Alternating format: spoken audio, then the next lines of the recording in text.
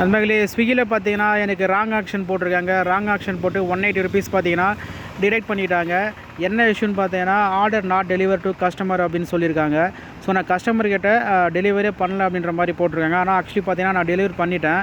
Delivery பண்ணதுக்கப்புறமா பார்த்தீங்கன்னா எனக்கு இந்த மாதிரி போட்டிருக்காங்க. நான் ஹெல்ப் சப்போர்ட்டில் கேட்டதுக்கு நீங்கள் லொக்கேஷனுக்கே போகல, ஜிபிஎஸ் வந்து ட்ராக் பண்ணி காட்டல, அப்புறம் எப்படி நீங்கள் டெலிவரி பண்ணியிருப்பீங்கன்ற மாதிரி கேட்குறாங்க. ஆனால் பார்த்தீங்கன்னா கஸ்டமர் வந்து பே பண்ணுறப்ப ஆப்பில் காமிச்ச QR கோடு மூலியமாக தான் கஸ்டமர் பே பண்ணி பார்சல் என்கிட்ட கையில் வாங்கினாங்க.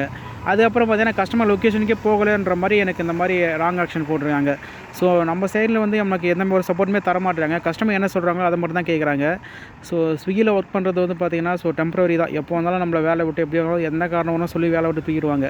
ஸோ இது வந்து நிரந்தரம் கிடையாது. ஸோ வேறு வேலை தான் பார்த்துட்டு போயாகணும். ஸோ இந்த மாதிரி பண்ணுறாங்க ஒரு சிலர். இதனால் பார்த்திங்கன்னா பாதிக்கப்படுறோம். ஏதோ ஒரு கஷ்டத்துக்கு தான் வந்து ஓட்ட வரும். ஆனால் பார்த்திங்கன்னா இந்த மாதிரி போட்டு விட்டுறாங்க. ஸோ ரொம்ப கஷ்டமாக இருக்குது. என்ன சொல்கிறதுனே தெரியல நண்பர்களே.